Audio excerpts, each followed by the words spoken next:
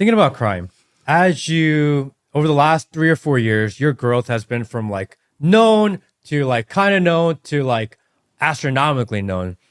At what point during your rise did you realize I need security? Yeah. So here in Romania, I'm actually very safe. And I'm on bail now, so I can't carry a weapon anymore. But I was, and there's no guns here. So it's very rare for someone to be able to carry a weapon here. So that put me in a unique position. The main reason I had security initially was so that I didn't have to reject people taking photos and stuff and trying to be polite. Because when someone goes, hey, can you take a photo? It looks bad when you say no, but they don't understand that it happens 300 times a day and you can't function. You can't go anywhere. You can't do anything. You can't eat a meal. You can't do anything without photo. And it ruins your day. So that's kind of where it started. And then deflect to them to have them say no, so you don't have to do it. That's right. That's why it started domestically. Internationally, I've always known I need security. In London, I'm extremely security conscious. I think I have 6 guys in London for me. So it depends where I was, where I needed it. But we're getting to a point now. It depends on the place you go, right? In the Western world, it's kind of crazy that you need security so heavily. Here in Romania, I can not bring my guards and I can drive a $5 million Bugatti and wear a $500,000 watch and I have no problems. But I would never do that in Chicago or New York or Miami or London or Paris. It's kind of scary. The world's getting there. And as soon as you start getting well known, you're a target. As soon as people start recognizing you, you now become a target in the West. It's actually quite interesting in the division of mentalities, because I think the reason you're not a target here in Romania, although it's a poor country, is that wealth here is still respected and to a degree it's semi-feared. So if they see somebody with a lot of money, they're like, who does he know? How does he have all that money? I don't want to mess with him.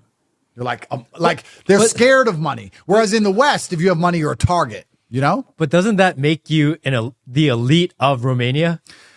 Well, yeah. I mean, you know what I mean? Kind of like what we're fighting against in the West. You're like one of them here. But it also goes Do you feel that way at all? But it also goes against you, right? Because I'm also going to be very understanding.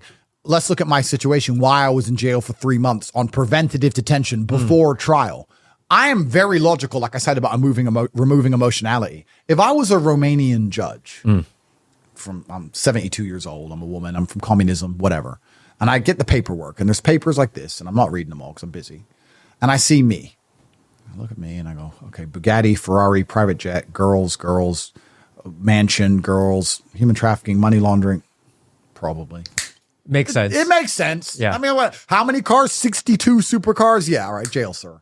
Like, it makes sense. So there's pros and cons, right? Perception is reality to a degree. And I guess maybe not me, because I'm a very nice man. But many of the guys in Romania with a whole bunch of money, you wouldn't want to mess with. Yeah. So the criminal will look at a Lamborghini and go, I don't want to break into a Lambo. I want to break into a Honda. Yeah. Because the Lambo, if that guy finds out, I'm toast.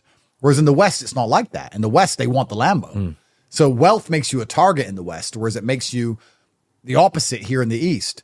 But I've known, I knew I needed security. In fact, I can tell you an exact story, actually. Let me tell you an exact story of when I knew.